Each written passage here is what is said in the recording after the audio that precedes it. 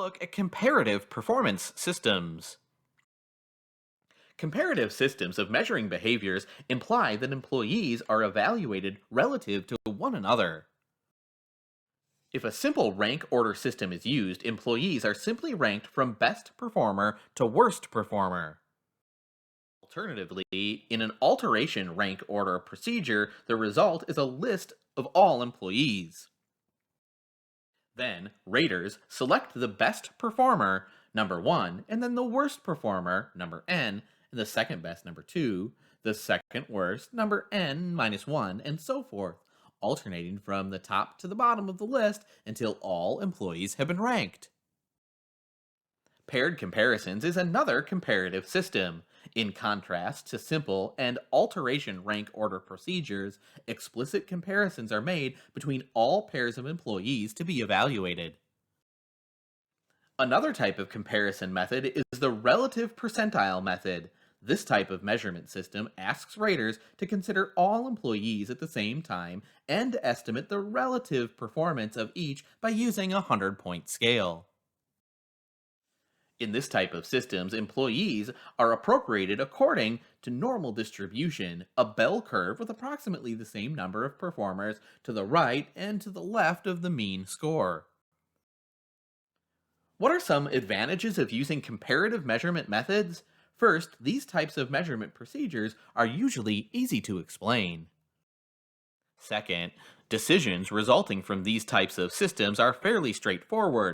It's easy to see which employees were in which distribution.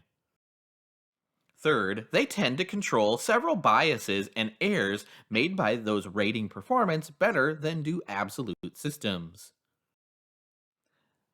Such errors incurred leniency, like giving high scores to most employees, severity, giving low scores to most employees, and central tendency, not giving any above expectation or below expectation ratings.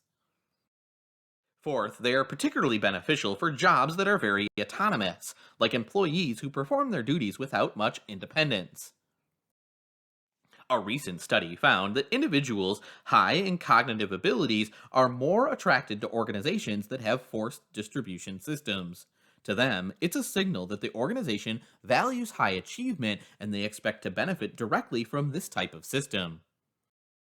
On the other hand, there are also disadvantages associated with the comparative system, which may explain why only about 17% of HR executives report that their organizations use these types of systems.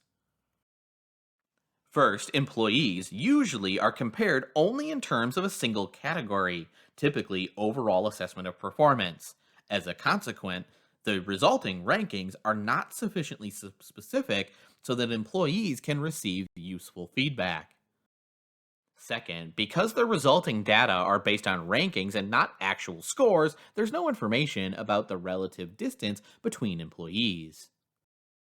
Many of the criticisms against forced distribution systems and comparative systems in general are similar to those raised against the use of performance ratings.